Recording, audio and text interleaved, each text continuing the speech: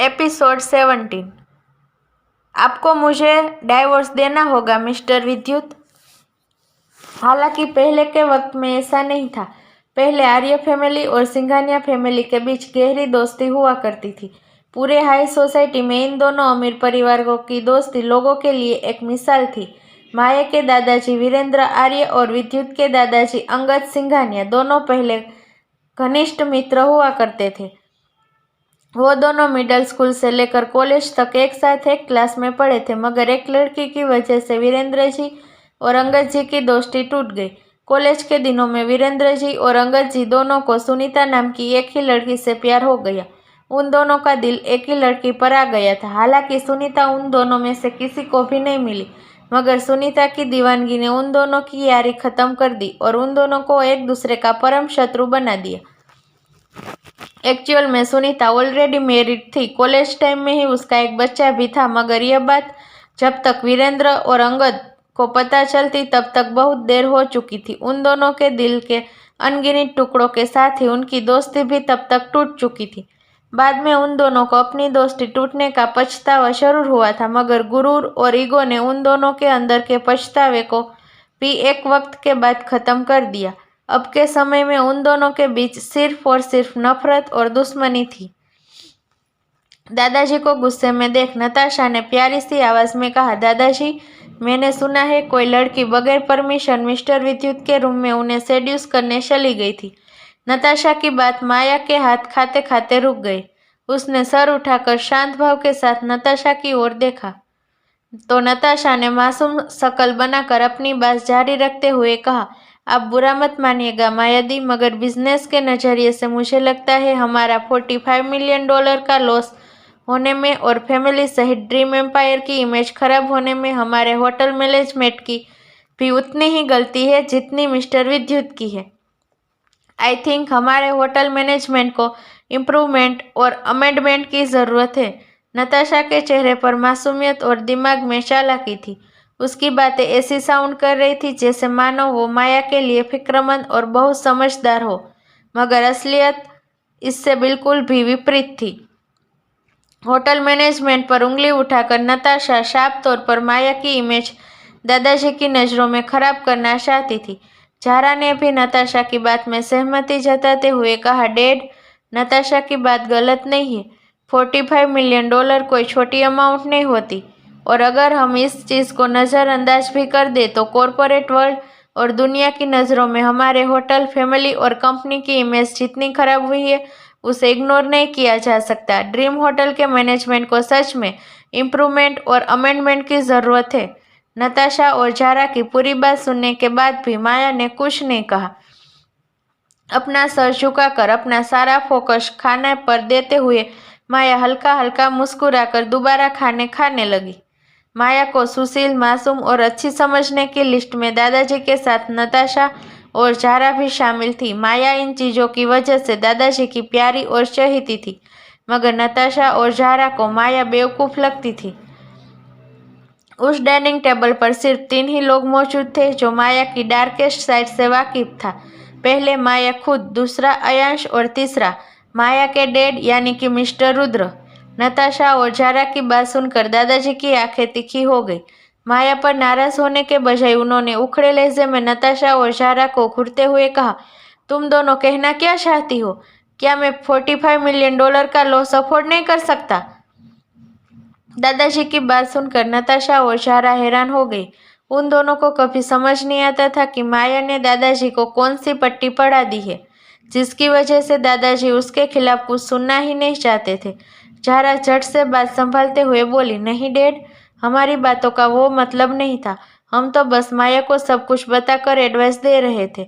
हमारा कोई गलत इंटेंशन नहीं है। जारा की बात पर दादाजी ने उसे सख्ती से घूरते हुए कहा, मेरी माया की मैनेजमेंट में ड्रीम होटल ने $multi-billion का टर्नओवर दिया है। तुम दोनों को माया को एडवाइस देने की ज़रूरत नहीं है। उसे तुम दोनों से बेहतर पता है इस मामले में कैसे निपटना है। दादाजी की बात सुनकर नताशा और जारा का दिल जलन और नफरत से भर गया। उन दोनों ने अपना गुस्सा दबाते हुए अपनी मुठ्ठियां भींच ली। उन दोनों माँ बेटी की ओर एक नज़र देखकर माया ने हल्की मुस्कान के साथ दादाजी को शांत कराते हुए कहा, दादाजी प्लीज़ आप आंटी और नताशा को गलत मत समझिए। उन दोनों को मेरी फिक्र है, इसी वजह से वो मुझे समझा रही है। भले ही उन दोनों को होटल मैनेजमेंट की कोई नॉलेज ना हो, फिर भी वो दोनों मुझे समझा सकती है। उन दोनों के पास मुझसे ज़्यादा तजुर्बा है। नताशा के पास बिजनेस वर्ल्ड का मुझसे ज़्यादा एक्सपीरियंस है। माया की बात सुनकर दादाजी का सख्त चेहरा एकदम से नर्म पड़ गया। उनकी पोती सच में कितनी भोली थी। नताशा 17 साल की उम्र में एम्पायर इंडस्ट्री के एक प्रोजेक्ट में इन्वॉल्व हो गई थी। हालांकि उसने उस प्रोजेक्ट में मुख्य दर्शक के अलावा कोई और भूमिका नहीं निभाई थी, मगर इस बात का उसने चारों तरफ ढिंढोरा पीट दिया था। नताशा ने सबको बताया था कि वो एक जीनियस है। उसने माया से भी पहले मात्र 17 साल की उम्र में बिजनेस वर्ल्ड में कदम रख दिया और उसके पास माया से भी ज़्यादा एक्सपीरियंस है। पर क्या ऐसा सच में था? तत्काल में नताशा एम्पायर इंडस्ट्रीज की वाइस प्रेसिडेंट थी। इस बात पर उसे बहुत गुरूर था। खाने की टेबल पर हो रही सिर्फ बिजनेस रिलेटेड बातों के दौरान अयांश बस खामोशी से सर झुकाए अपना खाना खा रहा था। माया की आखिरी बात सुनकर अयांश उसी तरह अपना छोटा सा सर झुकाए मंद मंद मुस्कुराने लगा।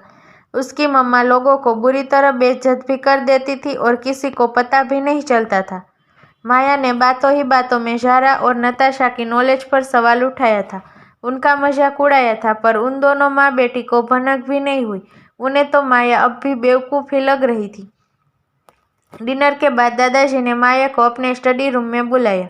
दादाजी के साथ इवेंट के बारे में थोड़ा डिस्कशन करने के बाद माया स्टडी से बाहर जाने लगी। तभी दादाजी ने उसे रोकते हुए कहा, माया रुकिए। माया रुक गई। उसने पलटकर दादाजी की ओर देखा तो दादाजी ने एक पेपर उसकी ओर बढ़ाते हुए कहा, मैं चाहता हूँ इस बार ड्रीम एम्पायर का 100th एनिवर्सरी सबसे यादगार बने। पूरी दुनिया इस इवेंट को याद रखे। दादाजी की बात सुनकर माया ने उनके हाथ में मौजूद पेपर की ओर देखा। उस पेपर में कुछ लोगों के नाम थे।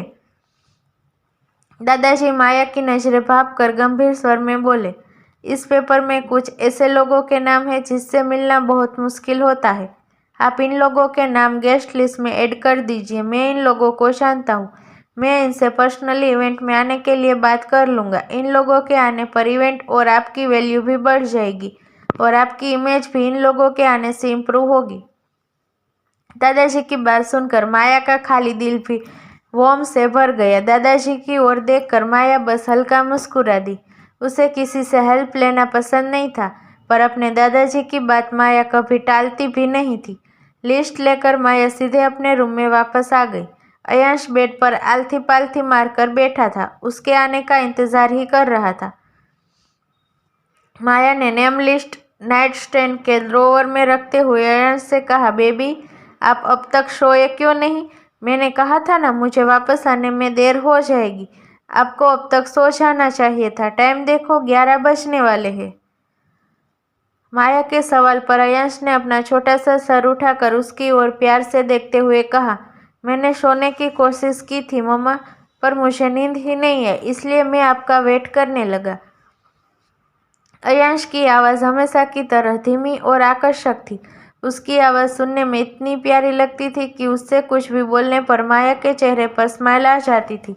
अगर माया के बस चले तो वो पूरा दिन अयांश की आवाज़ ही सुनती रहे।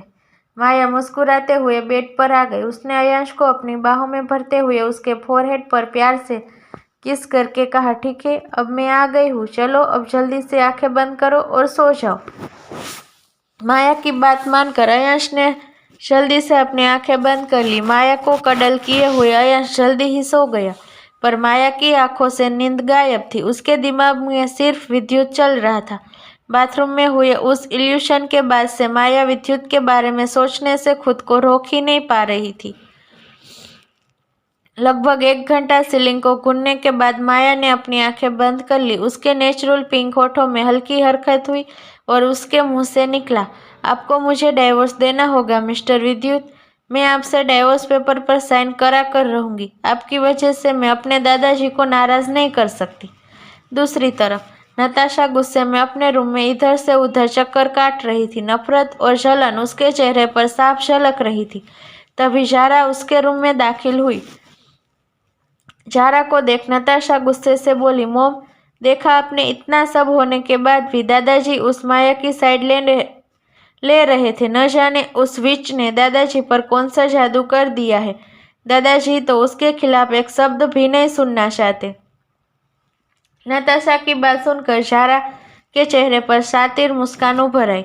ज़ारा अपने हाथ में मौजूद पैकेट नताशा को दिखाते हुए नफरत से बोली, तू अब फिक्र मत कर नताशा, कल की पूल पार्टी के बाद तेरे दादाजी माया से नफरत करने लगेंगे। वारिस बनने का हर रास्ता कल की पूल पार्टी के बाद बंद हो जाएगा। नताशा की आंखों में चमक आ गई। अपनी मोम की बात सुनकर ज़ारा के हाथ में मौजूद पैकेट के अंदर व्हाइट पाउडर था। नताशा ने उस पाउडर की ओर देखते हुए थोड़े शक भरी आवाज में ज़ारा से पूछा, मोम, ये ड्रग माया पर असर तो करेगा ना? आई मीन, कहीं पिछली बार की तरह इस ड्रग का भी माया पर कोई असर नहीं हुआ तो? नताशा की बात पर ज़ारा टेढ़ी और कॉन्फिडेंट स्माइल के साथ बोली, इस बार ऐसा कुछ नहीं होगा नताशा, यह ड्रग बहुत खास है। तेरे मामा जी ने इसे अंडरवर्ल्ड से जुड़े लोगों से खरीदा है। इसका माया पर असर होना तय है। अपनी मोम की बात सुनकर नताशा आंखों में चमक लिए उस ड्रग को अपने हाथ में लेकर देखने लगी। क्या माया विद्युत से डाइवोर्स पेपर पर साइन करा पाएगी? क्या नताशा और ज़ारा के साजिशों की शिकार होगी माया? जानने के लिए सुनते रहिए द डेविल्स होलो लव।